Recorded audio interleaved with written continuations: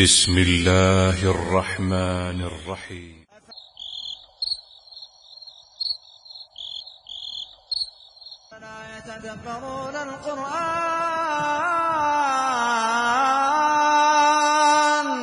أفلا يتدبرون القرآن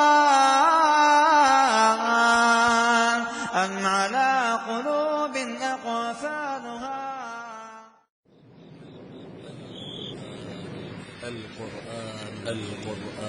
القرآن الكريم كتاب أنزلناه إليك مبارك ليدبروا آياته وليتذكر أولو الألباب. أنزلناه إليك مبارك ليدبروا آياته نازل کی ہے بابرکت ہے تاکہ لوگ اس کی آیتوں میں غور کریں اور بسم الله الرحمن الرحيم. سبح لله ما في السماوات والأرض وهو العزيز الحكيم له ملك السماوات والأرض يحيي ويميت وهو على كل شيء قدير. بسم الله الرحمن الرحيم. إن الحمد لله نحمده ونستعينه ونستغفره ونعوذ بالله من شرور أنفسنا ومن سيئات أعمالنا. من يهده الله فلا مضل له ومن يضلل فلا هادي له وأشهد أن لا إله إلا الله وأشهد أن محمدا عبده ورسوله. يا أيها الذين آمنوا اتقوا الله حق تقاته ولا تموتن إلا وأنتم مسلمون. يا أيها الناس اتقوا ربكم الذي خلقكم من نفس واحدة وخلق منها زوجها وبث منهما رجالا كثيرا ونساء واتقوا الله الذي تساءلون به والأرحام إن الله كان عليكم رقيبا. يا أيها الذين آمنوا اتقوا الله وقولوا قولا سديدا يصلح لكم أعمالكم ويغفر لكم ذنوبكم ومن يطع الله ورسوله فقد فاز فوزا عظيما. أما بعد فإن خير الحديث كتاب الله وخير الهدي هدي محمد صلى الله عليه وسلم وشر الأمور محدثاتها وكل محدثة بدعة وكل بدعة ضلالة وكل ضلالة في النار. فاعوذ بالله السميع العليم من الشيطان الرجيم. بسم الله الرحمن الرحيم.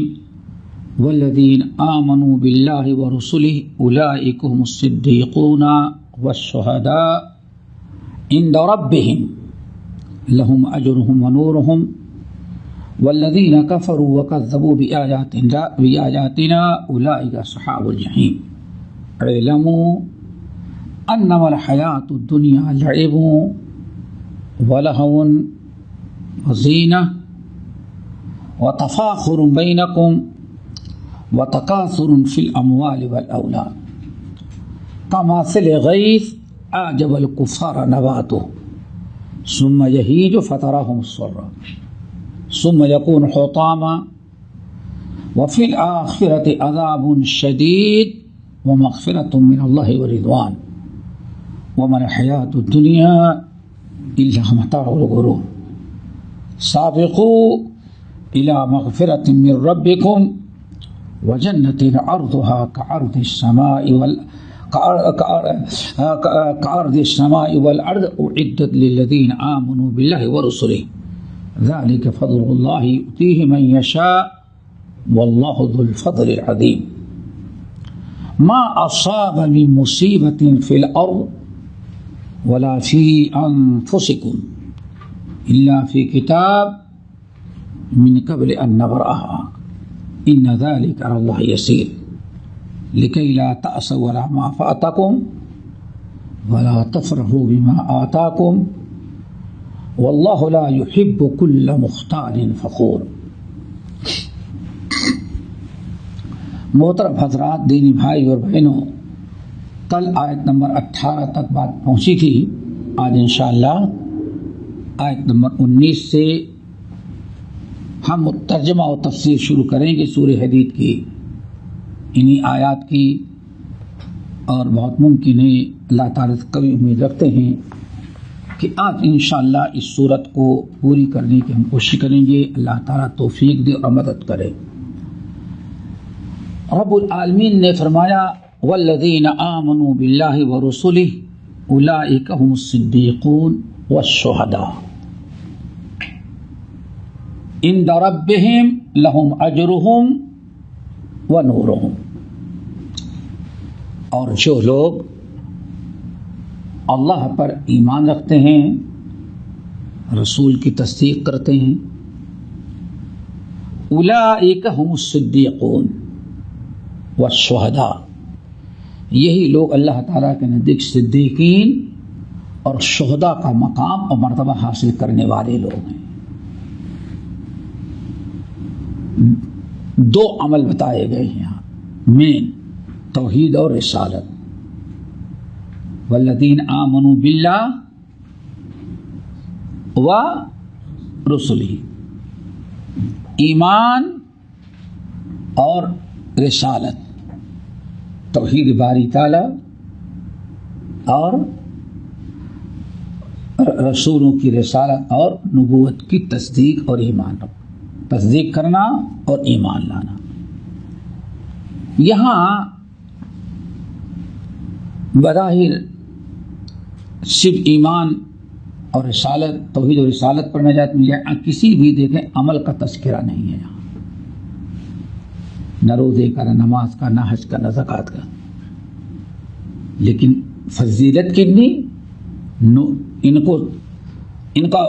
کو کس کا مرتبہ ملتا ہے؟ صدیقین اور شہداء کا. تو یہاں ایک چیز یاد رکھیے گا، یہاں ایمان سے مراد حقیقی ایمان والا ہے، حقیقی ایمان والا. قرآن وغیرہ میں، قرآن میں، حدیث میں مومنین کا تذکرہ ایک مختلف انداز سے ہوتا ہے. کہیں تو مومن کا تذکرہ ہوتا ہے مشرکوں کے مقابلے میں کہ وہ بت پرست ہیں اور یہ موحد ہیں، وہ منکر ہے اور یہ اقرار کرنے والا ہے. اور کہیں اللہ تعالیٰ مومنوں کا جو تذکرہ کرتا ہے کامل مومن کا، کہ حقیقت میں مومن ہوتا بنتا کب ہے. جیسے قرآن پاک کی مختلف آیات، جن میں بڑی اہم آیت ہے، یاد رکھیے گا آپ لوگ، سورۃ الانفال کی آیت نمبر 3 ہوگی غالباً. انما المؤمنون الذین آمنوا، انما المؤمنون الذین اذا ذکر اللہ وجلت قلوبهم واذا تلیت علیہم آیاتہ زادتہم ایمانا وعلی ربہم یتوکلون الذین یقیمون الصلاۃ ومما رزقناہم ينفقون اولئک هم المؤمنون، دیکھو اولئک هم المؤمنون حقا. یہ تو ایسے مقامات جہاں مومن کو یہ درجہ دیا جا رہا ہو، وہاں عام مومن نہیں ہوتے، حقیقی مومن، جو حقیقی مومن ہوتا ہے. انما المؤمنون الذین آمنوا باللہ ورسولہ، انما المؤمنون الذین اذا ذکر اللہ وجلت قلوبہم. مومن تو آدمی وہی ہوتا ہے، یعنی مومن تو آدمی اسی وقت بنتا ہے کہ جب اس کے اندر یہ خوبیاں ہوں، اذا ذکر اللہ وجلت قلوبہم. جب اللہ تعالیٰ کی باتیں، اللہ تعالیٰ کا ذکر کیا جائے تو اس کے دل دہل جائیں. بعض سلف نے کہا اذا ذکر اللہ کا مطلب یہ ہے کہ جب تم سے کوئی گناہ ہو رہا ہے، کوئی غلطی ہو رہی ہے، ہو سکتا ہے شیطان غالب ہو، آپ کو سوچنے کا موقع نہ ملا، اور کبھی انسان لا علمی پر کوئی خیال نہیں کرتا، اس سے گناہ ہوتا رہتا ہے. کسی کا مومن نے دیکھا اور آپ کو کہا اتق اللہ، میرے بھائی اللہ تعالیٰ سے ڈریں، ایک تو حرام کام ہے، غلط کام آپ کر رہے ہیں. جب اس سے کہا گیا کہ اللہ تعالیٰ سے ڈرو تو غلط کام کر رہے ہیں آپ، اسلام نے اس سے منع کیا, اللہ رسول نے اسے منع کیا ہے. اتنا سنتا ہے تو اس کا دل دہل جاتا ہے, اللہ آج تک مجھ سے شیطان اتنا غلط کام کرواتا رہا, مجھے پتہ ہی نہیں. اور پھر شکر ادا کرتا ہے کہ اس مومن نے ہمارے ساتھ بڑا احسان کیا, ہم تو گناہ کرتے کہ جہنم میں چلے جاتے, لیکن اس نے ہم کو بتا دیا. کچھ فرق محسوس ہوا؟ پھر احساس, شکر ادا کرتا ہے, احساس کرتا ہے, توبہ کرتا ہے, اللہ کے سامنے روتا ہے کہ اللہ آج تک مجھ سے پتہ نہیں تھا. ایک یہ حقیقت اذا ذکر اللہ وجلت قلوبہم. اور ایک مومن وہ ہے, بس رمضان گزرنے کی دیری ہے, ابھی جو ساتھ میں تراویح پڑھتا ہے, بڑی سلطنت جھوکی کا معلوم پڑتا, بڑا خشوع خضوع والا, اور جب تک 23 رکعت نہیں پڑھ لے گا مسجد چھوڑ کے نہیں جائے گا. اور رمضان کے بعد پھر وہ کبھی آپ کو مسجد میں نظر نہیں آئے گا. ایسے انسان کو ارے بھائی نماز کیوں چھوڑ دیے, کیا سب نماز ہی میں رکھا ہے کیا؟ کبھی اور کیا کہہ دیتے, تو کیا ہے آپ نماز پڑھ لیا, آپ بہت بڑے مسلمان بن گئے, میں نے نماز پڑھ بہت بڑا کافر ہو گیا. یہ سب ہوتا ہے, معاشرے باتیں کرتے ہیں. اور کبھی تو کہتے ہیں ارے فلاں نمازی نماز پڑھ کے کیا کر رہے, ہم جانتے ہیں کہ نمازی نماز پڑھ کے کیا کیا نہیں کرتے. ایک عام سی بول چال ہے, دیکھیں دونوں میں کتنا فرق ہے. تو یہاں حقیقی مومن کا تذکرہ ہے. آئی بات سمجھ میں, نماز پڑھتے ہیں, روزہ رکھتے ہیں, شریعت کی پابندی کرتے ہیں, ایسے ایمان والے. ہاں, والذین آمنوا باللہ, جو لوگ اللہ پر ایمان, رسول پر ایمان, یہی معاملہ رسول کی اطاعت و فرما برداری کا ہے. حدیث آ گئی, نبی کی سنت آ گئی, شریعت آ گئی, فوراً اس پر عمل کرتے ہیں, قبول کرتے ہیں, ٹال مٹول نہیں کرتے.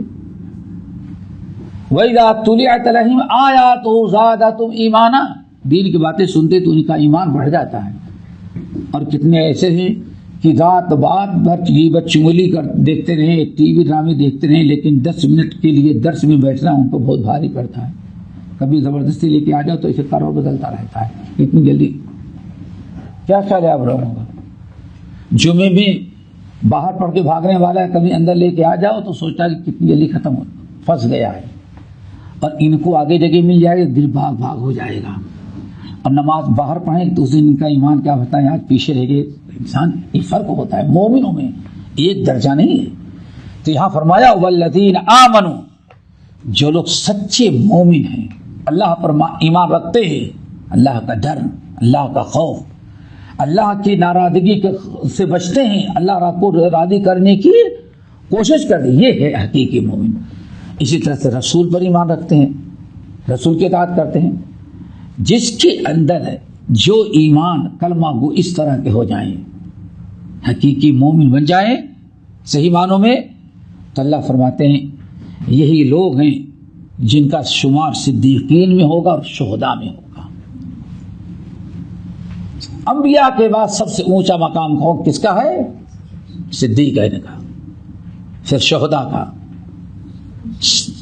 صالحین کا. سچے مومن ایمان والے اگر ہیں تو دیکھیں شہید اور صدیق دو قسمیں کے ہیں. ایک تو واقعی صدیق اکبر کا مقابلہ کون کر سکتا ہے, سمجھے نا. صدیق کا مطلب بہت ہی زیادہ سچائی کا خیال رکھنے والا. اور کچھ ایسے ہیں نبی کی صحبت تو نصیب نہیں, صدیق کا کردار تو نصیب نہیں, لیکن اپنے ایمان اور نیک عمل شریعت کی پابندی کی بنا پر اللہ تعالیٰ کو اتنا راضی کر لیتے ہیں کہ اللہ تعالیٰ ان کو بھی صدیقین میں اعزازی طور پر شامل کر دیتے ہیں. اعزازی ہے نا, اعزازی نہیں سمجھتے ہیں. اور مجھے انگلش آتی تھی ورنہ میں بتاؤں, ہاں ماشاء اللہ. ایک تو ہے انہوں نے کسی چیز کا کورس کیا, ڈپلوما کیا, اور یہ کیا, یہ کیا, وہ کیا, یہ بڑی اونچی پوسٹ پر چلے گئے. اور ایک آپ ہیں, آپ نے اتنا ڈپلوما تو نہیں کیا ہے ماشاء اللہ, نہ اتنا تعلیم ہے, لیکن اپنے تجربے اور اپنی معلومات کی بنا پر ہو سکتا ہے ان سے بھی اچھی صلاحیت آپ کے اندر پیدا ہو.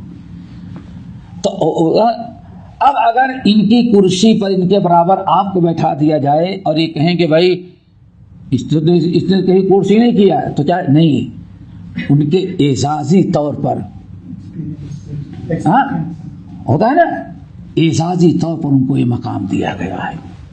یہ ہے تو صحابی تو نہیں ہے، صدیق اکبر کا مقابلہ نہیں ہے، لیکن اپنے حقیقی ایمان، شریعت کی پابندی اور جو کچھ انہوں نے اسلام کے لیے قربانی دی، امانت داری کے ساتھ فتنوں میں عمل کا، شریعت کی پابندی کا، کتاب و سنت پر عمل کرنے کا جو انہوں نے جذبہ ان کے اندر تھا، اس کی بنا پر اللہ نے اعزازی طور پر ان کو صدیقین اور شہداء کے درجے میں رکھ دیا.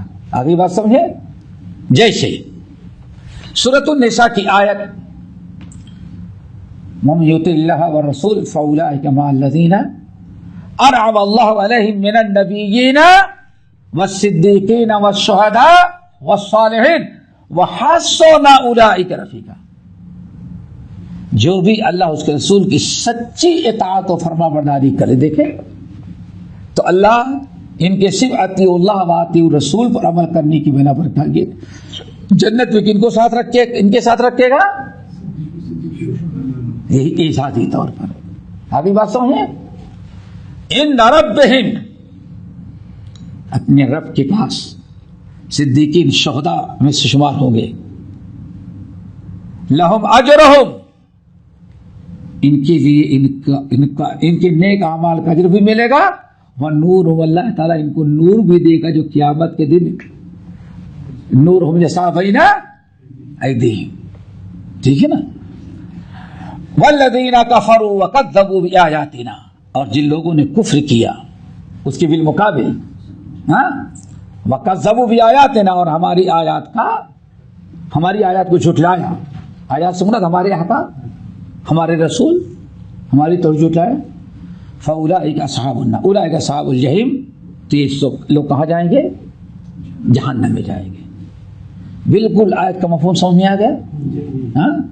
اللہ تعالیٰ سے دعا کرو یہیں سے دیکھو اطیع اللہ و اطیع الرسول کتنا اونچا مقام ہے. آج واللہ آج میں سمجھتا ہوں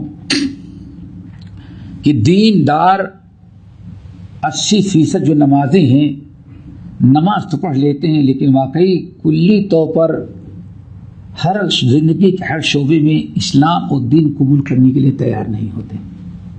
کیا خیر، شادی کا موقع آ جائے، خوشی کا موقع آ جائے، کچھ نہیں مارکیٹ میں کاروبار کا موقع آ جائے، پھر ذرا دیکھیں تو یہ بہت اونچا مقام ہے کہ ہر قدم پر شریعت کی پابندی کی جائے. تو اسی لیے بہت کم لوگ ہوتے ہیں اور جو یہی اس کو کر لیتے ہیں، انہیں کو اللہ تعالیٰ اعزازی طور پر کہاں سے داخل کرتا ہے؟ صدیقین، شہداء، صالحین، انبیاء کے ساتھ. اگلی آیت وہ بھی بہت اہم ہے، فکر آخرت پیدا کرنے اور دنیا سے دلچسپی کم کرنے کی.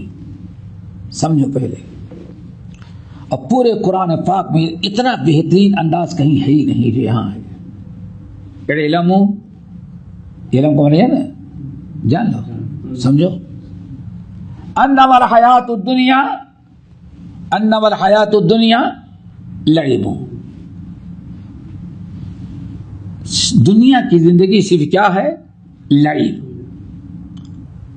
دیکھنا اپنے سامنے کیا ہے؟ لعب ہے. ولہو، اور لہو ہے. نمبر 3 وزینہ، زینہ. نمبر 4 وتفاخر بینکم. نمبر 5 وتکاثر فی الاموال والاولاد. اللہ نے فرمایا تمہاری زندگی کی حقیقت کیا ہے؟ یہ تمہاری زندگی میں یعنی ایک انسان اپنی زندگی کہاں صرف کرتا ہے، بچپنے سے لے کر کے واقعی بڑھاپے تک اللہ نے بتا دیا. اور اللہ ہی کے کمال ہے جو اتنا اچھا سمجھا سکتا ہے. اس لیے قرآن کہتا ہے، اللہ تعالیٰ نے کیسی کیسی مثالیں دے کر کے تم کو سمجھایا. فَلَقَدْ صَرَّفْنَا فِي هَذَا الْقُرْآنِ مِنْ كُلِّ مثلا ہر طرح کی مثالیں دے دے کے اللہ تعالیٰ تم کو سمجھاتا ہے. آپ غور کرو، جتنے بیٹھے ہیں پوری زندگی انسان کی 5 مرحلے میں گزر جاتے ہیں، اور انہی 5 مرحلوں میں ہمیں آخرت کی فکر کرنی ہے. عذاب قبر سے بچنا ہے، جہنم سے بچنا ہے، جنت میں جانا بھی ہے. کوئی چھٹی چیز ہے ہی نہیں. پہلی چیز لڑی میں انسان کی زندگی کس میں گزر جاتی ہے؟ لڑی. لڑی کھیل کو کہتے ہیں، کھیل، لوبا، کھلونا. فٹ بال گراؤنڈ کو ملعب کہتے ہیں، کھیلنے کی جو جگہ ہوتی فیلڈ اس کو کیا کہتے ہیں؟ ملعب، کھیلنے کی جگہ.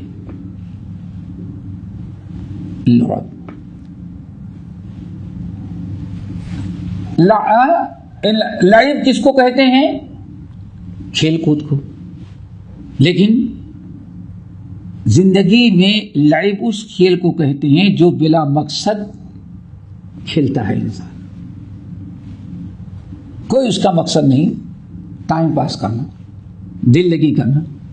جیسے بچپنے میں آپ کھیلتے رہے ہوں گے، اللہ کا فضل موبائل نہیں تھا، اس لیے مثال دینا آسان ہے. کیا ہے آج تو ہاں آگے چل کے تمہارا بچہ بڑا ہوگا، جب بتایا جائے تمہاری دیدی یہاں کبڈی کھیلتی تھی، یہاں فٹ بال کھیلتے تھے، ہاں ایسا بھی کہ اس کو دکھانا پڑے گا میوزیم لے جا کر کے.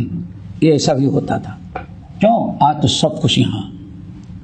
اور دیکھنے لگے اتنی دنیا، اب 2 4 10 سال میں بچہ ہاسپٹل سے آئے گا تو یہ ساتھ اس کے گلے میں آئے گا. دیکھا نا جس انداز سے بے ایمان لوگ انسانوں کو کھیل کود مشغول کرنا چاہتے ہیں، سمجھیے نا. ابھی میں نہیں سمجھتا کہ ہم کو اتنی معلوم جو اتنے چھوٹے بچے کی معلومات ہوگی. ہاں تم کو نہیں معلوم ہوگا جو تمہارے پوتے کو معلوم ہوگا. کہاں کا اسٹار نکال لیتے ہیں، سمجھیے نا. پورے مسجد کے اے سی بند کر دیا، امام پریشان، مؤذن پریشان، بڑے سب پریشان. کیا تھا؟ حضرت نماز پڑھ رہے تھے اور بچے کو بیٹھا دی تو موبائل اس کو پتہ نہیں کہا کچھ اس کے اندر جس سے کیا بند کر سکتے ہیں. ایسے سوچو میرے سامنے ہوا. تو بچپنے میں دیکھتے ہوں گے بچوں کو کچلا کے دے دیا گیا. ہو سکتا ہے وہ جو ہمارے جیسے دیہاتی وہ مٹی میں کھیلتے رہے ہوں گے، مٹی میں وہ نہیں تو کھیلے ہی ہوں گے. مٹی میں کھیلنا ہے، دھول مٹی کا گھر بنانا ہے، مٹی کا کھیلنا ہے، اسی سب کو کھیلے اور کھا بگاڑ کے آ گئے. اس کا کوئی مقصد نہیں، کوئی مقصد ہوتا ہی نہیں. ایک مرحلہ تو یہ ہوتا ہے، سمجھئے نا. یہ کیا ہے؟ انما العلم، یاد رکھو، انما الحیات الدنیا لعب. ایک تو یہ ہے لعب، اور اس کے بعد لہو ہے. لہو بھی کھیل ہے، لیکن اس کے بعد والا مرحلہ، اللہ قرآن غضب کی بات ہے. اس کے بعد والا مرحلہ لہو کا. لہو کیا ہے؟ لہو جو ہے کھیل با مقصد ہوتا ہے، بے مقصد نہیں.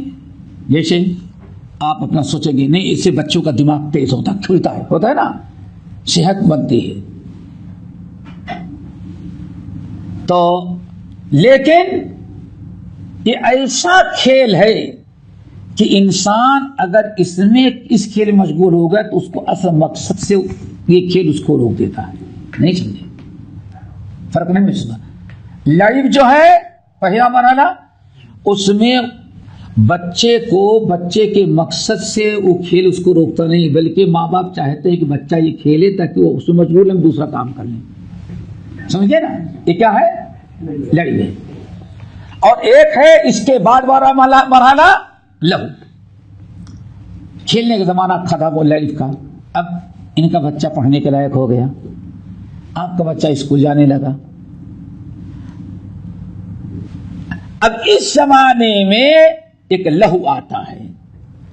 اب جب بھی یہ کھیلیں گے کسی مقصد کے تحت، لیکن وہ کھیل جو ہوتا ہے اصل مقصد جو ہوگا اس سے ان کو اپنے اندر مشغول کر لیتا ہے.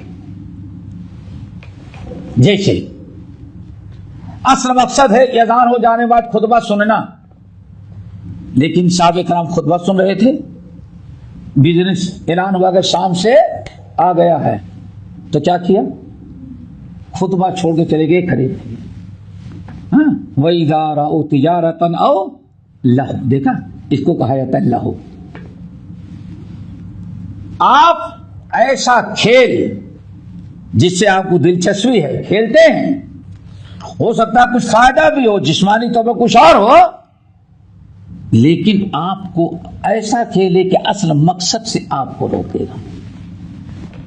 اور سمجھنا چاہیں، اب شاید افسوس کرتے ہوں، ماں باپ یا استاد کچھ کہتا رہا ہوگا پڑھنے کے لیے، لیکن آپ کو کھیل کا شوق رہا ہوگا، اس وقت ماں باپ کی بڑوں کی بات نہیں مانے ہوگی۔ یاد کرو، ماں باپ کی بات نہیں مانے ہوگی، کھیل نے اپنے اندر ایسا مشغول کر رکھا کہ اچھے مقصد سے ہمیں محروم کر دیا۔ کیا خیال ہے نا؟ واقعی یہ دوسرا مرحلہ۔ تیسرا مرحلہ وزینہ۔ اب لڑکے کے اندر، آدمی میں فیشن بازی کا چکر سوار ہو جاتا ہے۔ زینہ سوچتا ہے کہ ہم سب سے اچھے خوبصورت بن جائیں، زینت، کپڑا سب سے اچھا ہو، سمجھئے نا؟ لوگوں سے یعنی ہر اعتبار سے آدمی سوچتا ہے کہ ہمارے اندر، اس کو کہیں باہر بھی جانا 10 مرتبہ آئینے کے سامنے کھڑے ہو کے دیکھے کہ ہم کیسے ہیں اپنے، ای بات سمجھ نہیں؟ تو کبھی انسان فیشن بازی میں رہ جاتا ہے، زیب و زینت میں مشغول ہو جاتا ہے، اور اس کے لیے کبھی حلال حرام، آج برا نہ سمجھے، داڑھی کا مسئلہ کیوں آیا؟ آج ایک انسان داڑھی کیوں نکالتا ہے؟ صرف مسئلہ زینت کا ہے۔ وہ سمجھتا ہے کہ ہم بہت خوبصورت نظر، انہیں عورت کی طرح نظر آتا ہے، یہ نہیں سوچتا کہ زینت نہیں، تم اپنے تئیں شیطان تو بولا تم تو اچھے نہیں لگ رہے ہو، سمجھ گئے نا؟ اصل تو زینت یہ تھی کہ جو اللہ نے آپ کو دیا تو اس کو باقی رکھتے۔ تو انسان اب یہ زینت میں زیب و زینت کا بھوت سوار ہو جاتا ہے، اور جب زیب و زینت کا بھوت کہیں سوار ہو جائے تو عورت پردہ بھی چھوڑ سکتی ہے، شوہر مرد داڑھی بھی نکال سکتا ہے، اسلامی لباس بھی چھوڑ سکتا ہے، اور کہیں نیم اریاں ہونا فیشن ہو جائے تو آدھے نیم اریاں بھی ہو کر کے انسان گھومنے لگتا ہے۔ کیا ہوا؟ آج کتنی اونچی ازار پہن کر کے، یعنی چڈھا پہن کر کے آدمی نماز پڑھنے کے لیے آتا ہے، اب فیشن کے ساتھ سمجھتا ہے میں بہت کمال ہوں، ہیرو ہوں، اور مسجد والے لعنت بھیجتے ہیں، کم وقت بدبخت، تو کب کیسا ہیرو ہوگا؟ دنیا بھر کی لعنت، تیرے جیسے جانور جو وہ تجھ کو اچھا سمجھتے ہیں، بات ساری دنیا تم کو بیوقوف سمجھ رہی ہے۔ لیکن اس کی سوچ یہی کہ ہاں یہ فیشن باز ہمیں کیسے سمجھے گے، اسلام دیندار کیا سمجھے، اس کی کوئی پرواہ نہیں۔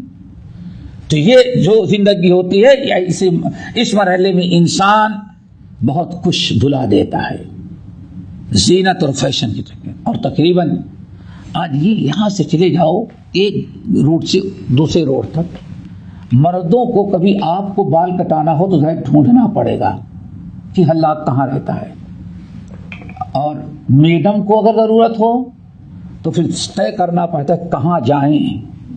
ایک بلڈنگ کے نیچے 2-2 3-3 بلدیہ میں کام کرنے والا کہنے لگا ایک راؤنڈ بورڈ سے اس دوسرے، یہ تمہارے روزانہ گزرتے ہو، ایک راؤنڈ بورڈ سے لے کر کے دوسرے راؤنڈ بورڈ تک ایک طرف 17 لیڈیز سالون ہیں، ایک طرف، یہ امارات کے سب سے بڑے دیندار شہر جو وہاں کے بعد دکھا رہا ہوں، ایک راؤنڈ بورڈ سے دوسرے راؤنڈ تک ایک طرف، اور اتنی ہی تقریباً دوسری طرف۔ یہ سب کیا ہو رہا ہے؟ اسی لیے کسی نے کہا کہ ہماری عورتوں کی ساری کمائی فرنیچر اور میک اپ میں جاتی ہے۔ ایک دیندار شخص بیٹھے تھے آج سے تقریباً 30 سال قبل، معتد کے یہاں دیندار تھا، شریعت کا پابند، تو اس نے بتایا آخری اشرا تک کہاں دیکھیں کتنے اچھے یہ فرنیچر بنے ہوئے، کتنے اچھے ہیں، لیکن 3 دن سے گھر میں میک اپ ہے نہیں، رمضان آ گیا فرنیچر بدلنا ہے۔ کہا ہمارے یہاں ماحول بن گیا ہے کہ ساری کمائی جو ہے 2 چیزوں میں جاتی ہے، لیڈیز بیوٹی پارلر، کیا کہتے ہیں بیوٹی پارلر، اور دوسرے گھر کی فرنیچر۔ یہ وزینتن، اور کہا یہ کون ہوتا ہے؟ بس ایک دوسرے کو دیکھ کر کے اللہ اکبر. کتنی بہترین تشبیہ اللہ نے اللہ قرآن پاک کے اندر ایک جگہ. سب سے پہلے انسان کی زندگی کس میں گزرتی ہے؟ لڑائی میں، دوسری لہو، اور تیسری تہجد کی نماز پڑھنے کی ضرورت نہیں ہے. پونا ایئرپورٹ سے میں اورنگ آباد جانے لگا 4 بجے 3:30 بجے روڈوں پر یار چھوٹے چھوٹے قصبے ہوں گے، لائٹ جل رہی ہے اوپر. وہ کیا کرتے ہیں جی رات میں کیوں؟ ذرا یہاں گوشت چڑھ جائے، کچھ یہاں گوشت چڑھ جائے، اور بنیان پہنے ذرا ٹائٹ رہے بس. اور یہی لوگ ہیں کہ 40 سال کے بعد سب کے گھٹنے جواب دے جاتے ہیں. اتنا انہوں نے استعمال کر لیا کہ کسی کام کا رہی نہیں. دنیا میں سب سے زیادہ گھٹنے کرکٹ کھلاڑی کی برباد ہوتے ہیں. بس چل رہا ہے. اور ماشاء اللہ ان کو دیکھو 70 سال گھٹنے الحمدللہ جواب نہیں. دانت کے ڈاکٹر کیا جانے کی نوبت ہی نہیں ہے. یاد رکھو تھوڑا سا یہ زینہ، فیشن بازی، اور انسان زندگی کہاں گزر، کس طرح سے اس نے انسان کو دین سے دور رکھا. نمبر 4 وتفاخر بینکم. اب اس کے بعد چوتھا مرحلہ زندگی کا آتا ہے تفاخر کا، ایک دوسرے پر فخر کرنے کا. فلاں کے پاس ہے، ہمیں اس سے آگے بڑھنا ہے. سمجھے نا؟ اس کے یہاں اس قسم کا فرنیچر آیا ہے، میڈم دیکھ کر کے آئی تو اب شوہر کے سر پر چڑھا دے، اس سے اچھا ہمیں سارا معاملہ اسی پر چل رہا ہے. آج دیکھیں گے تو کتنا پیسہ آج لوگوں کا تفاخر صرف گاڑیوں پر چل رہا ہے. گاڑیوں پر، اور تو چھوڑ دو، گاڑی پر. ارے انسان پاگل ہو گیا ہے یار. ایک صاحب نے آج سے تقریباً 35 سال قبل ٹیلی فون کیا، فلاں جوتا ہمارے لیے بھیج دیں. جوتا، اللہ 35 سال قبل جوتا. دبئی میں صرف ایک دکان تھی نائف روڈ پر. رمضان کے مہینے میں 2 بجے وہاں گیا تو پتا چلا کہ اس وقت 15,000 کا تھا. میں نے کہا بھائی وہ جوتا نہیں پورے بامبے میں فلیٹ کی قیمت ہے. کہا نہیں وہ. بعد میں پتا چلا 15,000 کا جوتا، 12,000 کا چشمہ، اور شو روم کی نئی گاڑی. صرف برتھ ڈے میں انسان کو بامبے میں اپنے گھر سے دوست کی پارٹی میں آنا. کیا سمجھتے تفاخر کوئی باب؟ اللہ کا شکر ادا کرنے کہ اس بیماری سے اپنا گھر پاک ہے، ورنہ آپ کے اپنے بیٹے پر کنٹرول کرنا مشکل ہو جائے گا. پوچھو کیسے کیا کرنا پڑتا ہے. ماں باپ کو کیسے اولاد رولا کے رکھ دیتی ہے جب یہ سوار ہو جائے. تفاخر، ایک دوسرے پر فخر کا. اللہ تعالیٰ یہ سادگی باقی رکھے. نمبر 5 نا، وتکاثر فی الاموال والاولاد. ماں اور اولاد میں ایک دوسرے سے آگے کیسے بڑھ جائیں. ایک نے ایک بنگلہ بنایا تو ہمارا بنگلہ کیسے پیچھے رہ جائے. ہمیں اس سے 2 ہی کمرے زیادہ لیکن اس سے بڑا ہونا چاہیے. اللہ اکبر. یہ سب ان چیزوں میں ہمیں بتانے کی ضرورت نہیں. آپ اشارہ کرتے ہیں، آپ ذرا دیکھیں کہ معاشرے میں انسان کی زندگی کہاں گزر رہی ہے. تکاثر فی الاموال والاولاد. بات ہو گئی نا؟ یہ تو ٹھیک ہے نا؟ انسان کی ساری زندگی اسی پر، یہی 5-6 مرحلے ہیں جس میں انسان زندگی بچپنے سے لے کر کے بڑھاپے تک اللہ نے سب بیان کر دیا. پھر ایک مثال دی کمثل غیث اعجب الکفار نباتہ. مثال اس کی ایسی ہے، اس کی مثال غیث کی ہے. غیث جانتے ہیں نا؟ بارش. غیث عربی زبان میں پانی جو بارش اس کے نام ہے. ایک ہے مطر اور ایک ہے غیث. مطر عام بارش کو کہتے ہیں، غیث کہتے ہیں قحط کے بعد جب ساری چیزیں سوکھ رہی ہوں، قحط پڑا ہو، قحط سمجھتے ہو نا، سوکھا پڑا ہو، انسان، جانور، فصلیں سب پانی کے لیے محتاج ہوں اور سب مر رہے ہوں، ایسے موقع پر جو بارش ہوتی ہے تو کیا کہا جاتا ہے؟ غیث. کمثل غیث، اس کی مثال ایسی ہے جیسے غیث بارش کی. اعجب الکفار نباتہ، بارش ہوئی، بارش نے کسان کو کھیتی کی پودے بہت اچھے لگنے لگی، پودے بہت اچھے لگنے. کفار سے کافر نہیں، کسان. کافر کے معنی کہتے ہیں چھپانا، تو کافر اسلام دین کو چھپاتا ہے اور کفر، اس لیے اس کو کافر کہا جاتا ہے. کسان بیج چھپاتا ہے، اس لیے کسان کو بھی کیا کہا جاتا ہے؟ کفار. یہاں کفار سے بڑا کافر نہیں ہے. ہاں، کسان. کمثل غیث اعجب الکفار نباتہ، جیسے موسلا دھار اچھی بارش جب برستی ہے اور کسان کی زمین ہری بھری جو اگاتی ہے تو کسان بہت خوش ہو جاتا ہے. پوچھو جو کسان ہو گئے کیسا مزہ کیا، ہرے بھرے، خوشی کے انتہا نہیں. اور بلکہ اب تو حکومتیں ہی بدماشوں کی ہے، ورنہ آپ لوگ جانتے ہوں گے ایک زمانہ پاکستان کو نہیں بتا سکتا، یہ گندم وغیرہ کی فصل جب خوب اچھی سیزن میں اگ آتی اور بڑے ہو جاتے تو اس وقت شاید تم نے بھی دیکھا ہوگا انڈیا کے اندر حکومت کی طرف سے ہیلی کاپٹر یا چھوٹا والا جہاز جو ہوتا ہے کیمرہ فٹ کر کے کسانوں کی حوصلہ افزائی، کھیتی دیکھتے کہ ان سال کسانوں کی کھیتی کیسے. میں نے اپنی آنکھوں سے دیکھا ہوتا تھا، سروے کرتے تھے. یعنی حکومت کو رعایا کی، پبلک کی خوشی اور غمی کی فکر ہوتی تھی. یہ میں کہنا چاہتا ہوں. اب نہیں پتا پاکستان میں ہوتا نہیں ہوتا، انڈیا میں ہم سارے گاؤں کے لوگ دیکھتے تھے ماشاء اللہ.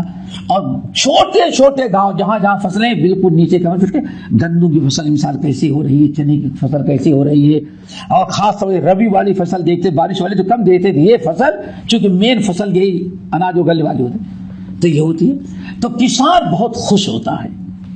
لیکن اللہ فرماتے ہیں کسان، کتنی پیاری مثال دی، کسان بہت خوش ہو گیا، ہرے بھرے باغ، ہرے بھرے پتے نکلی، پودے نکلی، بالیاں نکلی، اور کچھ دنوں کے بعد وہی ہری بھری فصل پیلا ہونے لگی.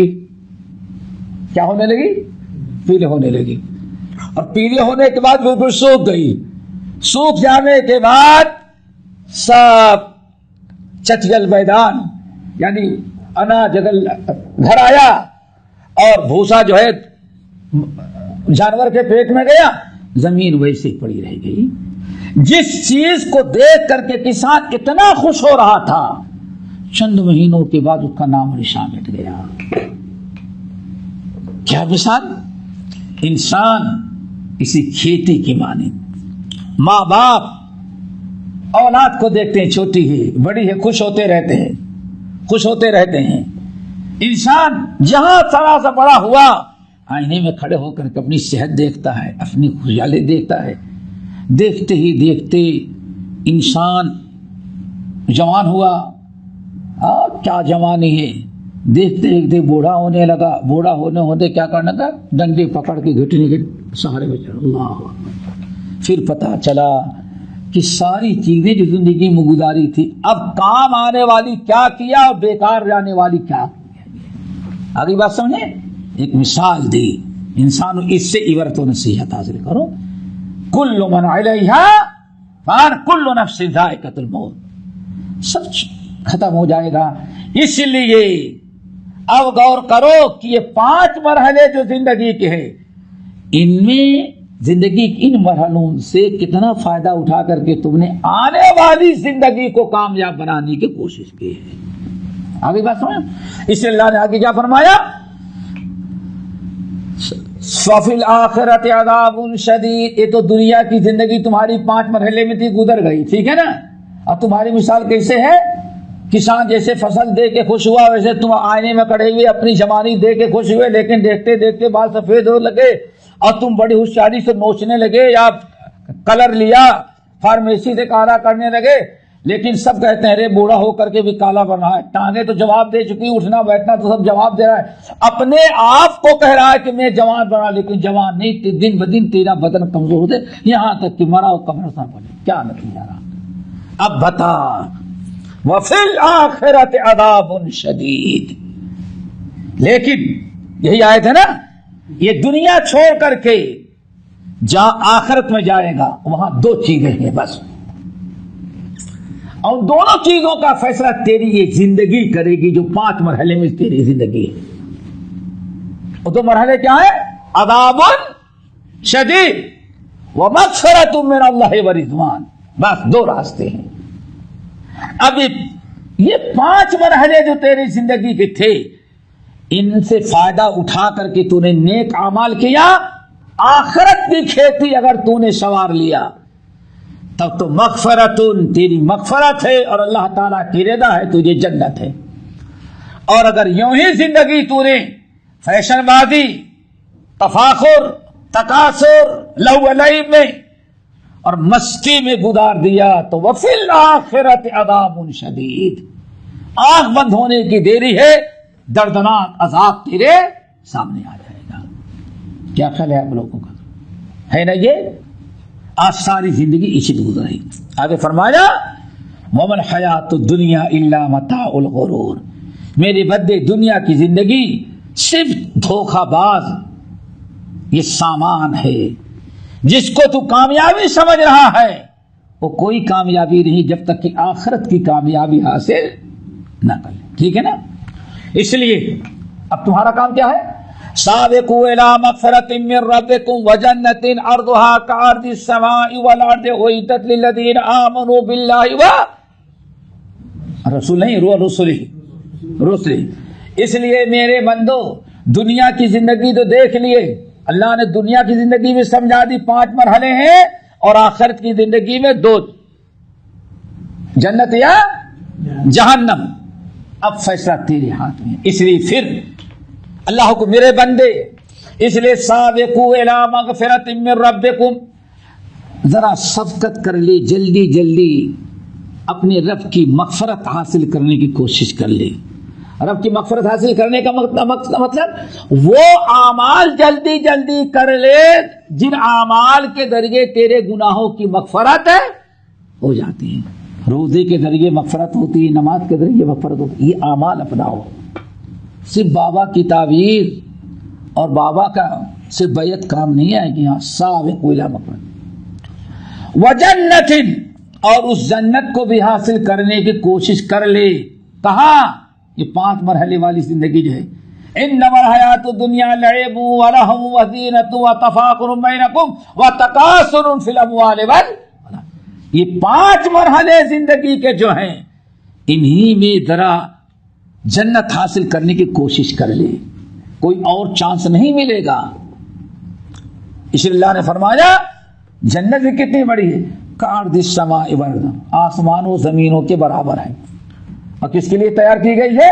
اعدت للذین آمنوا باللہ ورسلہ، تیار کی گئی ہے ان کے لیے جو ایمان لائے اور اللہ پر اور رسول پر۔ یہاں سے کون سے مومن مراد ہے؟ وہی جن کو صدیقین وش الحمدللہ عمل کرنے والا۔ چلو ذالک فضل اللہ یؤتیہ من یشاء، یہ اللہ تعالیٰ کا فضل ہے، اللہ جسے چاہتا ہے دے دیتا ہے۔ واللہ ذو الفضل العظیم، کہ اللہ کا فضل ہے تو اللہ تعالیٰ کا فضل ڈھونڈنے کی اور حاصل کرنے کی کوشش کر۔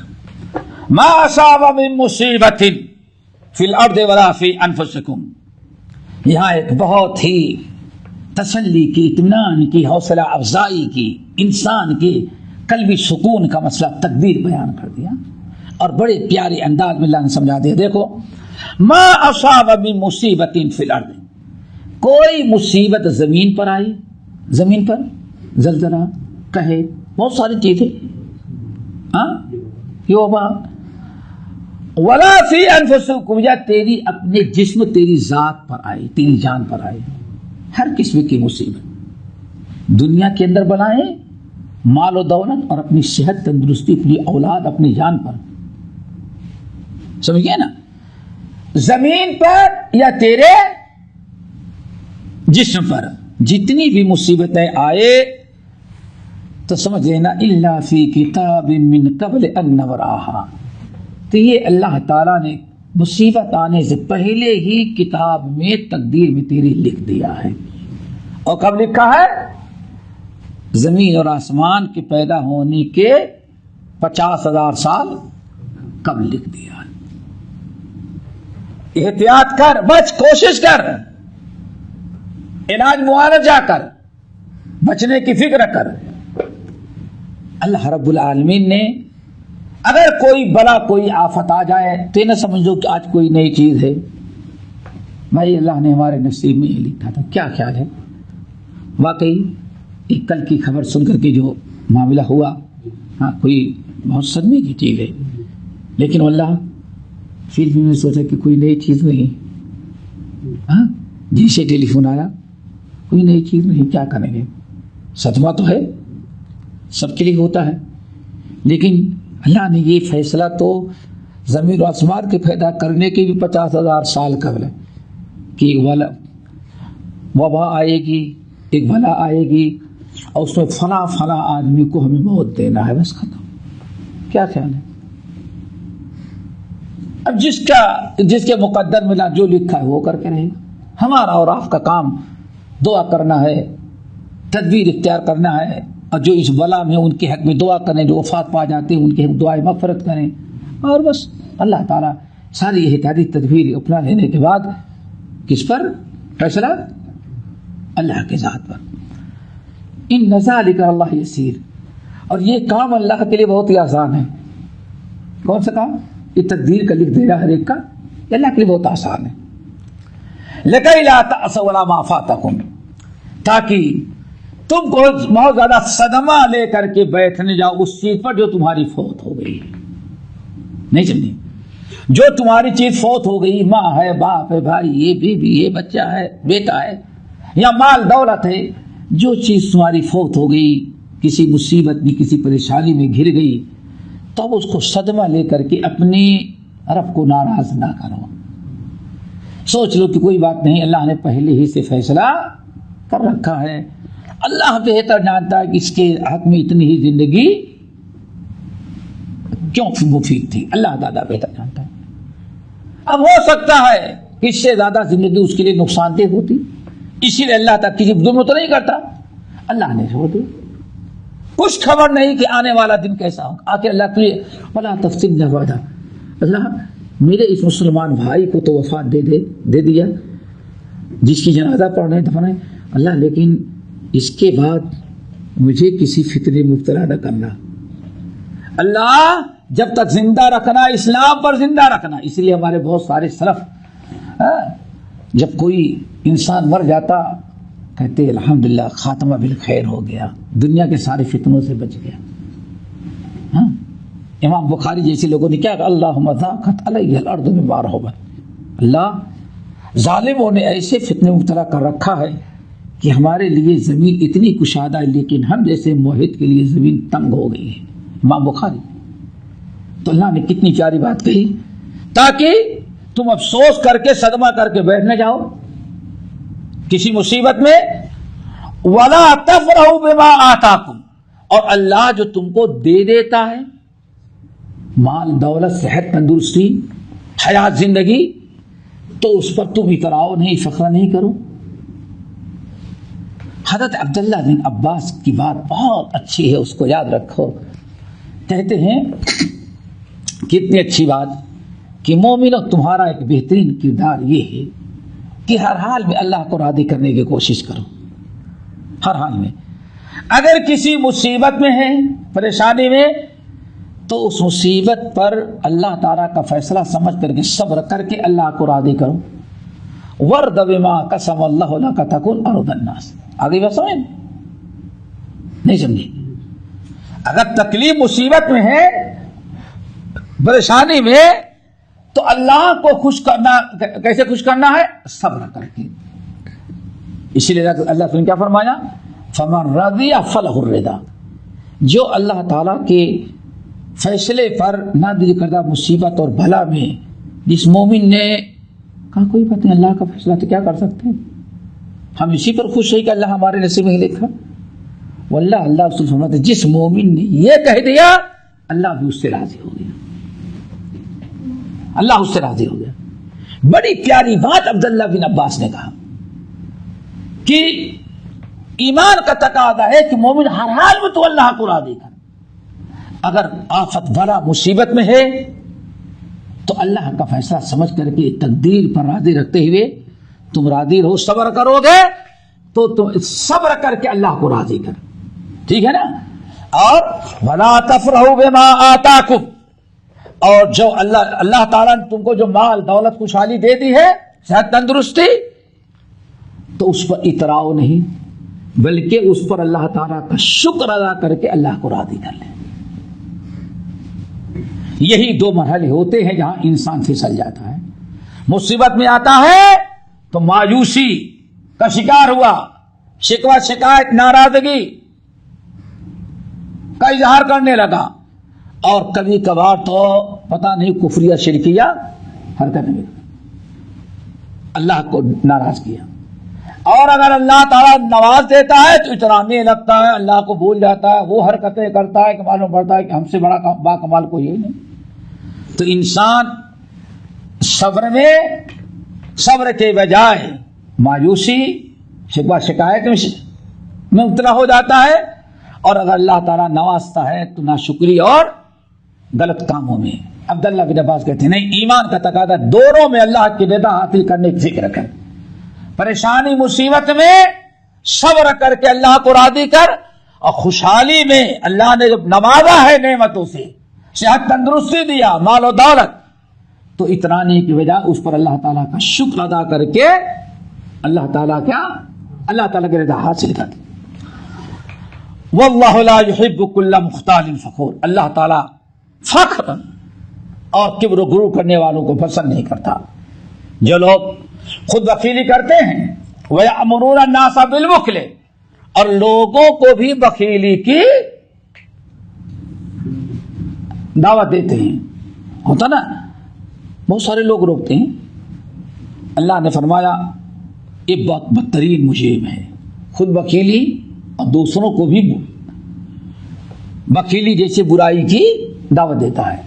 وَمَن يَتَوَلَّ, اور جو اللہ تعالیٰ کے راستے میں اللہ کی رضا کے لیے اپنا مال دینے کے بجائے شکوہ شکایت میں کنجوسی بخیلی میں پڑ جاتا ہے اور اللہ تعالیٰ کی اطاعت فرمانبرداری سے منہ موڑ لیتا ہے, تو اسے یاد رکھنا چاہیے اللہ تعالیٰ غنی ہے, اس کے صدقے خیرات کا محتاج نہیں, اور اللہ تعالیٰ بے نیاز ہے. لقد ارسلنا رسلنا بالبينات وانزلنا معهم الكتاب والميزان ليقوم الناس بالقسط. تحقیق اللہ تعالیٰ نے بہت سارے رسولوں کو بھیجا بالبینات, بینات لے کر کے. بینات سے مراد معجزات, رسالت و نبوت کے دلائل. بینہ دلائل اور آیاتی بینات بھی ہوتا ہے. عام طور پر بینات سے مراد کیا ہے؟ اللہ تعالیٰ اپنے نبی کو سچے کی صداقت کو ثابت کرنے کے لیے جو معجزات, جیسے ایک طرح الساعۃ وانشق القمر وغیرہ, ایسی بات ساری. وانزلنا معهم الکتاب والمیزان, اور اللہ تعالیٰ نے ان کے ساتھ نبیوں کے ساتھ کتاب بھی نازل کی اور میزان بھی نازل کیا. میزان کہتے ہیں ترازو کو. اللہ تعالیٰ نے نبیوں کو دنیا میں بھیجا تو انہیں دو چیزیں لے کر کے بھیجی. ایک تو کتاب, اپنی آسمانی کتاب جس کے اندر دینی تعلیم احکام سب چیزیں بیان کی, جیسے تورات انجیل زبور. اور والمیزان, اور اللہ نے میزان ترازو, یعنی ترازو کا حکم. ترازو سے مراد عدل یہی ہے. ترازو کیسے ہوتی ہے؟ عدل و انصاف کے لیے. کہتے ہیں نا بھائی وزن کرو یعنی جتنا قیمت دی ہے، جتنا کلو خریدا ہے، پورا ہے کہ نہیں انصاف؟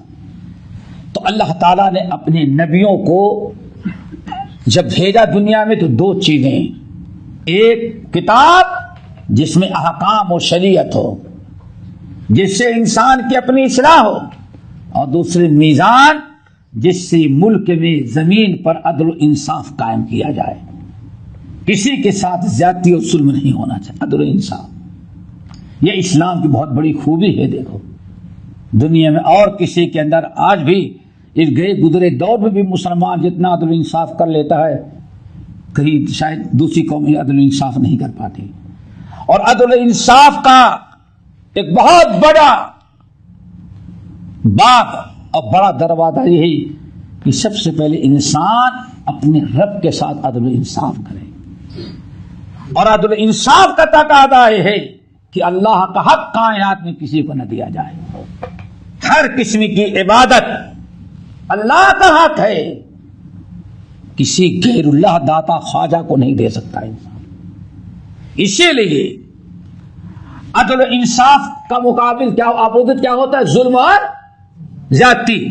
اسی لیے شرک کو اللہ تعالیٰ نے ظلم عظیم قرار دیا۔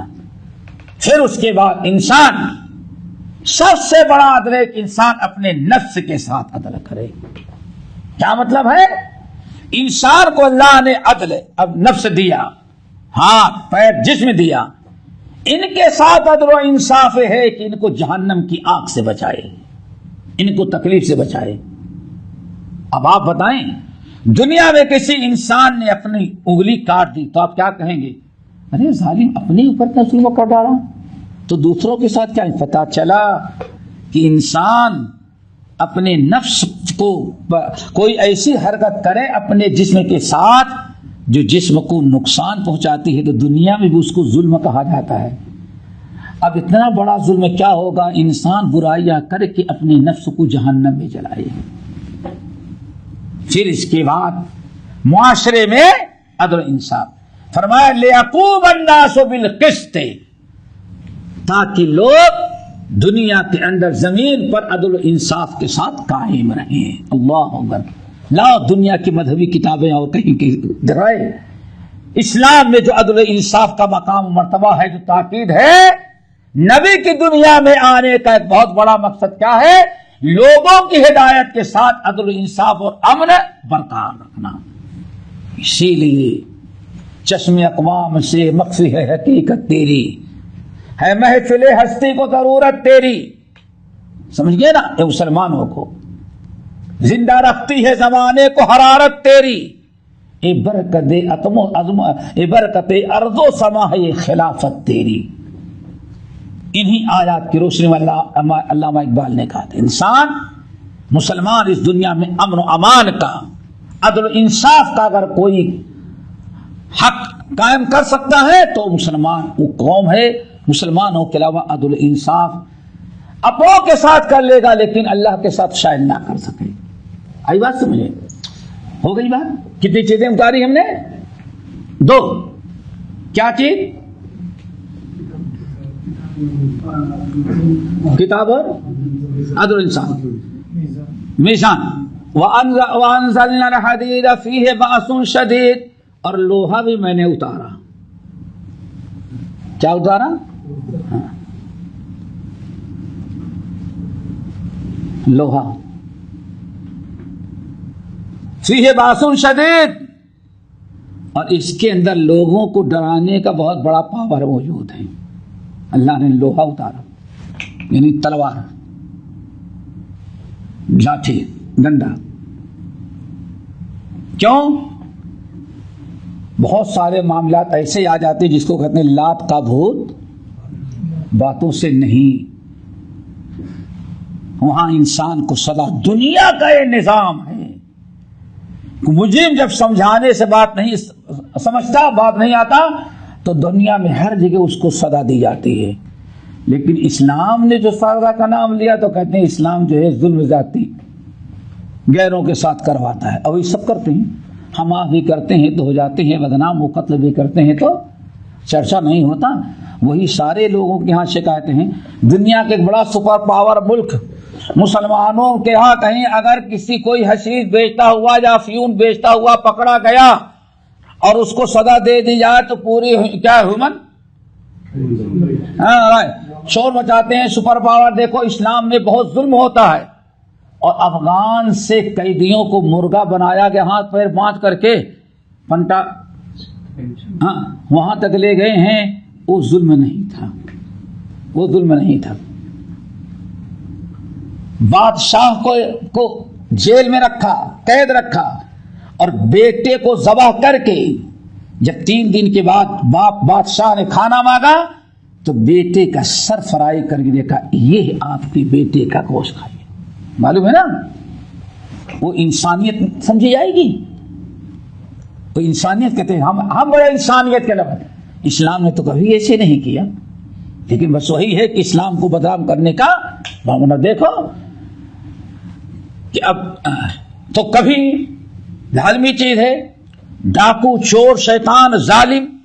ملک کے اندر ایسے بھی لوگ ہوتے ہیں جو بغیر ڈنڈی کے. اسلام اللہ نے فرمایا ہم نے اس کا بھی انتظام اسلام میں کیا ہے تاکہ امن و امان رہے اور ظالم اپنے ظلم سے باز آ جائے. کیا خیال ہے, کوئی ناانصافی کی بات تو نہیں ہو رہی ہے, لیکن لوگ تقریباً اسی کو سب اس طرح سے کرتے ہیں. اللہ تعالیٰ نے فرمایا وَمَنَافِعُ لِلنَّاسِ, اور اس کے اندر اور لوگوں کے لیے بہت سارے فائدے ہیں لوہا کے اندر. اور آج دیکھیں گے تو آپ کے کبھی جوتے چپل سے لے کر کے سٹلائی جو اوتاد بھیجتے ہیں, شاید بغیر لوہے کی کوئی چیز بن نہیں پاتی. کیا خیال ہے, ہر چیز بنتی ہے, ہر اسلحے فائدے نقصان ہر ایک کے. اس لیے اللہ ایک جو وَمَنَافِعُ لِلنَّاسِ, اس کے اندر لوگوں کے لیے بھی بڑے فوائد ہم نے رکھا ہے.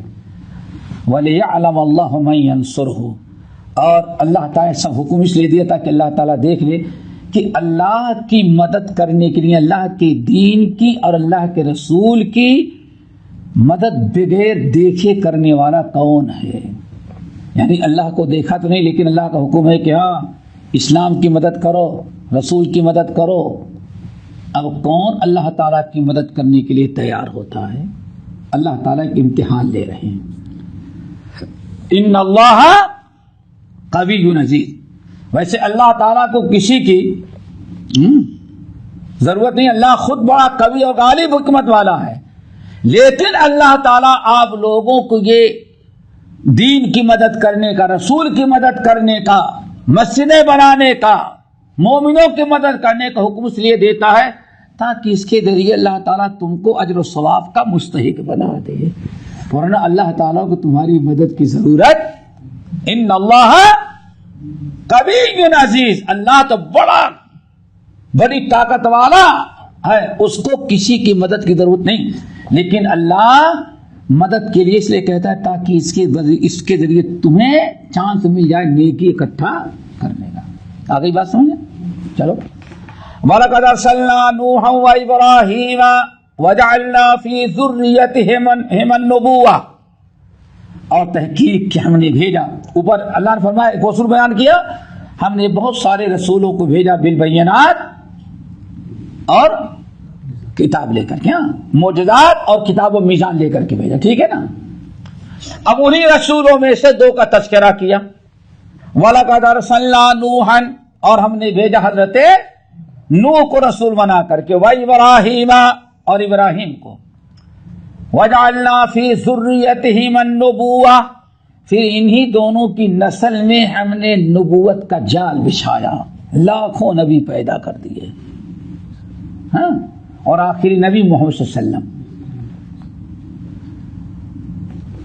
وَجَعَلْنَا فِي ذُرِّيَّتِهِمَا النُّبُوَّةَ, اور ان دونوں کی ذریت میں, نسل میں بھی ہم نے بہت سارے لوگوں کو نبی بنایا. والکتاب, اور کتابیں ہم نے اتاری, کتاب دیا اور نبوت رسالت سب عطا کی. لیکن فَمِنْهُمْ مُهْتَدٍ, ان میں سے کچھ لوگ تو ان کی نسلوں میں کچھ لوگ ہدایت پر رہے. وَكَثِيرٌ مِّنْهُمْ فَاسِقُونَ, لیکن اکثر ان میں سے فسق اور فجور میں مبتلا ہو گئے, برائیوں میں. ثم قفینا علی آثارہم برسلنا وقفینا بعیسی ابن مریم وآتیناہ الانجیل ثم قفینا علی آثارہم، پھر ہم نے ان نبیوں کے پیچھے مزید اپنے رسولوں کو بھیجا. چلے آئے نا، حضرت عیسیٰ، حضرت یحییٰ، حضرت زکریا، چلے جاؤ. وقفینا بعیسی ابن مریم، اور عیسیٰ ابن مریم کے بعد بھی ہم نے نبی بھیجا محمد صلی اللہ علیہ وسلم کو. وآتیناہ الانجیل، اور ہم نے حضرت عیسیٰ کو کیا دیا تھا؟ انجیل نامی آسمانی کتاب دی. وجعلنا فی قلوبہم، اور ہم نے بنایا فی قلوب الذین اتبعوہ، ان لوگوں کے دلوں کو ہم نے بنا دیا جنہوں نے عیسیٰ کی اتباع کی تھی. حضرت عیسیٰ علیہ السلام کی جن لوگوں نے اتباع کیا، ان پر جو ایمان لائے، ان کے صحابہ جو تھے، اللہ فرماتے ہیں ہم نے ان کی پیروی کرنے والوں کے دلوں میں الفت، محبت اور رحمت، شفقت ڈال دیا. نہیں سمجھے؟ عیسیٰ علیہ السلام کی جو اتباع کرنے والے لوگ حقیقت میں تھے، اللہ فرماتے ان کے دلوں میں ہم نے اپنوں کی، لوگوں کی محبت کا جذبہ پیدا کر دیا. الفت، محبت، ہمدردی، ایک دوسرے کے کام آئے، ایک دوسرے پر شفقت کریں. جیسے اللہ نے سورہ فتح میں فرمایا رحماء بینہم، محمد رسول اللہ والذین معہ اشداء علی الکفار رحماء بینہم. یہ اللہ رب نے فرمایا کہ ہم نے عیسیٰ علیہ السلام کے اوپر ایمان لانے، ان کی پیروی کرنے والوں کے دلوں میں ہم نے الفت، محبت پیدا کر دی، ان کو نرم دل ہم نے بنایا. اور آج بھی دیکھیں عیسائی مذہب بنسبت اور غیر مسلموں میں آج بھی ان کے دلوں میں بنسبت غیروں کے مقابلے میں تھوڑی سے کیا کہہ رہے ہیں، نرمی نہیں ہوتی. کرسچنوں میں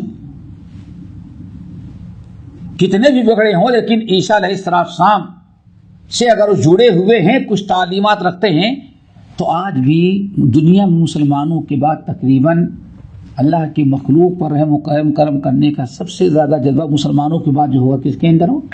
عیسائیوں کے اندر.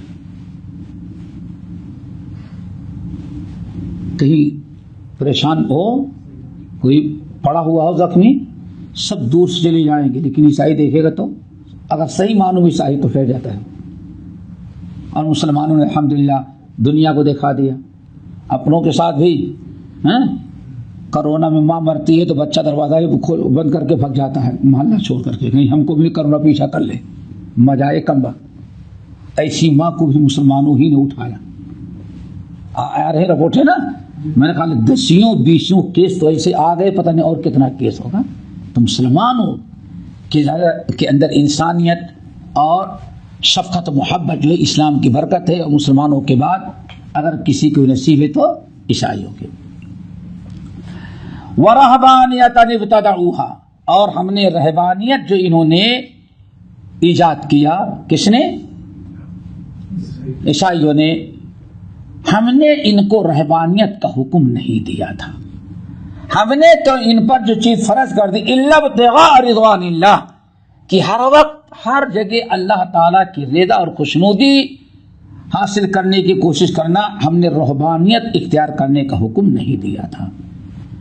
رہبانیت ایجاد کیا، فما رعوها حق رعایتها، لیکن پھر بھی اس کی رعایت نہ کیے، اس میں بھی یہ فیل ہو گئے. رہبانیت نہیں جانتے ہوں گے. ہاں، اس کا خلاصہ یہ ہے کہ عیسیٰ علیہ السلام جب دنیا سے چلے گئے، یہ بہت تفصیل تھا لیکن اختصاراً، عیسیٰ علیہ السلام جب دنیا سے چلے گئے تو ایک عرصہ تک تو عیسائی دین اسلام پر قائم تھے، عیسیٰ علیہ السلام کی شریعت پر. لیکن ایک عرصہ گزر جانے کے بعد پھر عیسیٰ علیہ السلام کے ماننے والے جو تھے وہ دین چھوڑ کر کے، اسلام چھوڑ کر کے انہوں نے کوئی اور راستہ اور غلط طریقہ اختیار کیا۔ غلط طریقہ کیا؟ اب انہوں نے نیکی کا راستہ چھوڑ کے برائیوں کا راستہ تو بدلنا بس تھوڑا 5 منٹ ہو جائے۔ عیسیٰ علیہ السلام کے دنیا سے جانے کے تقریباً کہتے ہیں 40-50 سال ہی کے بعد ان کے ہاں دین تبدیل ہو گیا، توحید کے بجائے تثلیث ایجاد کیا، اور ان کے جو حکام تھے برسر اقتدار جو رہتے پاور والے، وہ اپنے اپنے مرضی کا دین اختیار کیا، فرقے بن گئے، اور مکمل عیسیٰ علیہ السلام کے لایا ہوا دین اور شریعت ختم ہو گئی، اور اپنے پاور اور حکومت نیا آج کے اصطلاح میں نیا بل پاس کر کے، نئے قرارداد پاس کر کے اپنے ڈنڈے کے زور پر اس کو نافذ کرنے لگے۔ تو جو کچھ دین دار تھے بیچارے، جو دین پر حق پر قائم رہے، ہمیشہ ہر امت میں ایک گروہ حق پر قائم رہا۔ سنتے آئے کہ عیسائیوں کتنے فرقے ہو گئے؟ 72 میں سے تو 71 ہی گمراہ تھے نا، ایک تو ہدایت پر تھا۔ اب وہ بیچارے جو تھے اپنے دین اور ایمان کو بچانے کے لیے، دین پر چلنے کے لیے شہر میں نہیں رہ سکتے تھے۔ کیوں؟ یہ حکام نہیں چاہتے تھے کہ کوئی دین پر باقی رہ جائے، اپنی آزادی، حرام کاریاں سب کچھ ان کے آزاد ہو جائے۔ تو یہ بیچارے جو دیندار تھے، انہوں نے جب دیکھا کہ ہم تو شہر میں لوگوں کے سامنے اپنے گھروں میں رہ کر کے اب دین پر نہیں بچا سکتے، تو یہ بیچارے گاؤں چھوڑ کر کے وہ جنگلوں میں چلے گئے، پہاڑوں کے بیچ میں چلے گئے، کئی دریاؤں کے کنارے چلے گئے، اور وہاں اپنا ایک مکان بنا کر کے، ایک سینٹر بنا کر کے رہنے سہنے کا، وہی بیچارے آباد رہے اور وہی رہ کر کے اللہ کی عبادت کرتے تھے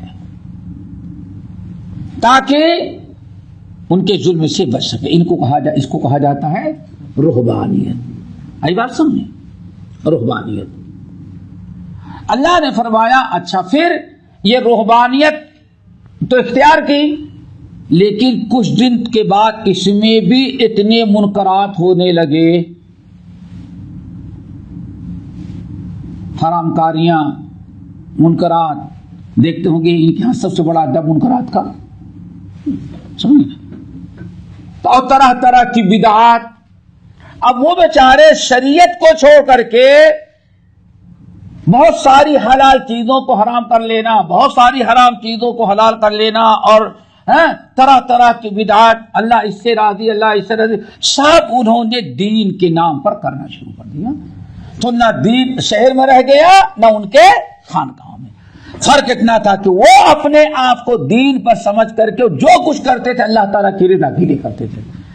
اللہ نے فرمایا ہم نے ان کو رہبانیت کا حکم نہیں دیا تھا، ہم نے تو ان کو حکم دیا تھا کہ کیا کریں گے؟ اللہ کی رضا، اور اللہ کی رضا اتباع کتاب اور اتباع سنت، یا اطیعوا اللہ و اطیعوا الرسول کے ذریعے ہو سکتی تھی، کبھی بدعات کے ذریعے اللہ تعالیٰ کی رضا تقرب نہیں حاصل کر سکتے تھے۔ اور وہی چلتے چلتے آج یہ جو گرجے وغیرہ جو سمجھا اللہ سن پر، یہ اسی کی علامت و نشانی ہے۔ تو اللہ رب العالمین نے فرمایا فما رعوها حق رعایتها، اس رہبانیت کو جو کنارے ہو کے الگ ہو کر کے اللہ کی عبادت کرے اس کو بھی باقی نہ رکھے، وہاں بھی منکرات اور بدعات وہاں آ گئی۔ اللہ نے فرمایا فآتینا الذین آمنوا منہم، ان میں جو لوگ ایمان لائے، اچھے عقیدے پر ہے، نیکیاں کی، تو ہم نے ان کا اجر ہم نے پورا دیا، لیکن وَكَثِيرٌ مِّنْهُمْ فَاسِقُونَ، لیکن ان میں سے اکثر کیا ہو گئے؟ فاسق۔ آپ دیکھیں، میں تو ابھی چند سالوں سے دیکھیں پادری ہر بڑے بڑے جرم پکڑے جا رہے ہیں، آیا ہے نا پچھلے سالوں میں ہر بڑے بڑے جرم، کون سے جرم جو نہ کر رہے ہیں۔ آج قرآن نے کیا نیک کچھ نیک لوگ رہے لیکن وکثیر منہم فاسقون، لیکن ان میں سے اکثر لوگ فسق و فجور برائیوں میں مبتلا ہو گئے. آئی بات سمجھیں؟ چلو ہو گئی بات. اب آیت کے اختتام پر 2 آیتیں ہیں. یا ایھا الذین آمنوا اتقوا اللہ، اے ایمان والو تم اللہ تعالیٰ سے ڈرو. وآمنوا برسولہ، اور ہمارے آخری رسول صلی اللہ علیہ وسلم پر ایمان لاؤ. پھر یہاں ایمان لانے کا مطلب کیا ہے؟ مسلمانوں کو حکم دیا جا رہا ہے ایمان والے، پھر رسول کو مانے تبھی تو ایمان والے بنے، پھر رسول پر ایمان لانے کا حکم دیا جا رہا ہے. کیا مطلب ہے؟ یا ایھا الذین آمنوا اتقوا اللہ، ایمان والو اللہ کی نافرمانی سے بچو، برائیوں سے بچو، حرام کاریوں سے بچو. وآمنوا برسولہ، اور اللہ کے رسول کی برابر اطاعت و فرما برداری کرتے رہو. آگے بات سمجھے نا بھائی؟ ایمان تو تھا ہی. ایمان لانے کی کیا مطلب ہے؟ یعنی اطاعت پر ڈٹے رہو. یا ایھا الذین آمنوا اتقوا اللہ، ایمان والو اللہ تعالیٰ سے ڈرو، اور وآمنوا برسولہ، اور ہمارے رسول پر ایمان رکھتے رہو، یعنی نبی کی اطاعت و فرما برداری برابر کرتے رہو. یؤتکم کفلین من رحمتہ، تو اللہ تعالیٰ تم کو اپنے فضل کو ڈبل ثواب دے گا. کتنا؟ ڈبل، بڑا اجر و ثواب دے گا. اللہ کی توحید، اللہ کی اطاعت و فرمانبرداری اور رسول کے طریقے پر قائم رہو. ایک تو اللہ تعالیٰ تم کو ایک کفر نہیں بلکہ ڈبل عذاب دے گا، اجر دے گا. وَيَغْفِرْ لَكُمْ وَيَجْعَلْ لَكُمْ نُورًا، نمبر 2 اللہ تعالیٰ کو نور عطا کر دے گا. تمشون بہ، جو نور لوگوں میں لے کے چلتے. نور سے مراد نور ایمان، کتنی بڑی نعمت ہے. اور وہ نور لے کر کے تم چلو گے، یعنی تم کو کوئی شرک، بدعت، ضلالت و گمراہی اپنے اندر مبتلا نہیں کر سکے. کیوں؟ تمہارے پاس نور ایمان. نمبر 3 وَيَغْفِرْ لَكُمْ، اللہ تمہاری مغفرت کر دے گا. وَاللَّهُ غَفُورٌ رَحِيمٌ، اللہ تعالیٰ بہت ہی زیادہ غفور، بہت ہی زیادہ رحم کرنے والا ہے. اور یہ ہم نے کیوں کہا؟ لِأَلَّا يَعْلَمَ أَهْلُ الْكِتَابِ، تاکہ اہل کتاب یہود و نصارہ سمجھ لے کہ اللہ يقدر على شيء من فضل اللہ. نبی علیہ السلام جب دنیا میں آئے تو اس وقت یہودی سمجھتے تھے کہ ساری دینی پیشوائی سب ہمارے ہاتھ، ہمیں جس کو چاہیں جو بتائیں، جو چاہیں فتویٰ دیں، ہمیں جس کو چاہیں بخشوائیں. ان کا عقیدہ بنا ہوا تھا یہودی. واقعی دینی پیشوائی ان کو تھی. اب سوچو مکے میں کوئی آدمی برائی کرتا تو فتویٰ لینے کے لیے کہاں نا مدینہ یہودیوں کے پاس جاتا تھا. انہوں نے کچھ ایسے ہی بنا رکھا تھا. اور اپنے نحن ابناء اللہ، ہم ہی تو اللہ کے دلارے پیارے بیٹے ہیں، ہمارے علاوہ اور کس کے کون ہے؟ اپنے سمجھ رہے تو پورے اللہ تعالیٰ کے رحمتوں کے ذمہ دار کون ہے؟ ہمیں. اللہ نے فرمایا مسلمانوں ہم نے ان سے سب چھین کر کے تم کو دے دیا. لِأَلَّا يَعْلَمَ، تاکہ اہل کتاب اچھی طرح سے یقین رکھ لیں اللہ يقدر على شيء من فضل اللہ، اللہ تعالیٰ کے رحمت اور فضل کے ذرہ برابر یہ مالک نہیں ہے، جس کو چاہے بانٹ دیں. وَأَنَّ الْفَضْلَ بِيَدِ اللَّهِ، فضل اللہ کے ہاتھ میں ہے، یؤتیہ من یشاء، جسے چاہتا ہے. اب آخری نبی آ گئے، یہودیوں تم کو بائی کاٹ کر کے ساری دنیا کی رحمت و برکت اور پیشوائی ہم نے کن کو عطا کر دیا؟ مسلمانوں کو. واللہ ذو الفضل العظیم، اور اللہ تعالیٰ بہت بڑا فضل کرنے والا. اللہ تعالیٰ ہم سب کو عمل کی توفیق نصیب فرمائے. اسی پر سورت ختم ہوئی. اللہ تعالیٰ ہم سب کو اپنی کتاب کے سمجھنے سیکھنے کے ساتھ عمل کی توفیق دے. اقول قولی ھذا واستغفر اللہ من کل ذنب واتوب الیہ. یہ آپ نے تکاثر کی ماں کے بارے میں بات کی سمجھے، اس میں تکاثر کی اولاد بھی ہے، تو اولاد میں تکاثر کیسے ہو؟ تکاثر یعنی ہماری اولاد ان کے اولاد سے کیسے آگے بڑھ جائے، نہیں سمجھے؟ تکاثر فی اولاد، ہماری اولاد ان کی اولاد سے کیسے آگے بڑھ جائے. اور دوسری چیز سمجھتے ہیں کہ ہم دو، ہمارے دو چکر تو نہیں تھا نا. اس وقت آدمی سوچتا تھا اس کے اتنے بچے تو ہمارے اس سے زیادہ بچے ہونا چاہیے. جی کچھ سوالات ہیں. پہلا سوال یہ ہے کہ اسے کیا مرحوم والد کی طرف سے جو ہے صدقہ کیا جا سکتا ہے؟ صدقہ جاریہ ہو سکتا ہے. مرحومین کی طرف سے صدقہ حدیث کتاب و سنت سے ثابت ہے. بلکہ اللہ رسول فرمایا میت کو دنیا سے جانے کے بعد جو چیز فائدہ پہنچاتی ہے اس اولاد کا صدقہ ہے یا خود صدقہ کر کے گئے ہو. اگلا سوال یہ ہے کیسے عید کے رات چاند رات جس کو کہتے ہیں کہ کیسے اس دن جو ہے کوئی عبادت مخصوص ہے؟ کوئی عبادت نہیں اور اس کی کوئی فضیلت ہے؟ کوئی فضیلت نہیں. جتنی فضیلتیں ہیں سب جھوٹی روایتیں ہیں. عید الفطر عیدین کی رات کی کوئی فضیلت کتاب و سنت سے ثابت نہیں. لوگوں نے اپنے برار کا لیلۃ الجائزہ ہے اور یہ ہوتا لوگوں نے اپنے کوئی ایک حدیث بھی صحیح سند سے ثابت نہیں ہے. اگلا سوال یہ ہے کہ اگر مان لو عید کے دن آج کے دور میں مسجد میں عید کی نماز ہوتی ہے اگر ہم مسجد جو ہے پہلے پہنچ جائے تو کیا ہم تحت المسجد پڑھ سکتے ہیں؟ بہرحال یہاں اہل علم مسجد میں اگر عید کی نماز کے لیے ہم جاتے ہیں اور پہلے پہنچ گئے, عید ابھی شروع نہیں ہو رہی ہے, تو کیا تحیۃ المسجد ہے یا کہ نہیں ہے؟ اہل علم کے اس میں مختلف اقوال ہیں کہ آیا تحیۃ المسجد پڑھ سکتے ہیں یا نہیں پڑھ سکتے. میں یہی بہتر سمجھتا ہوں کہ تحیۃ المسجد نہ پڑھی جائے, چھوڑ دے. کیوں؟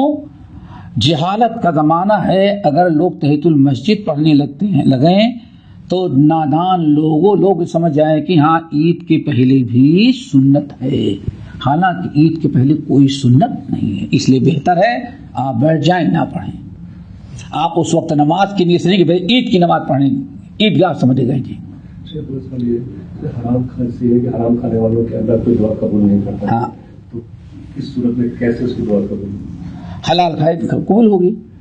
توبہ کر لے کہ اللہ تعالیٰ آج تک میں نے غلطی کی, اب حرام چیز سے ہم بعد آتے ہیں, انشاءاللہ توبہ کر لیں گے, دوسری دن اللہ قبول کر لے گا.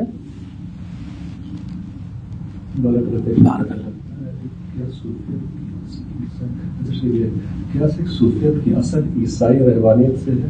اہل علم کی ایک بڑی جماعت ہے, یہ کہتے ہیں یہ صوفیت ایک خانقاہ ہیں جو سب چل رہی ہیں. کہتے ہیں اس تقریباً یہ تصوف وہیں سے چلا ہوا ہے. کہاں سے؟ اور خانقاہیت کا نظام یہ عیسائیوں ہی سے چلا ہوا ہے.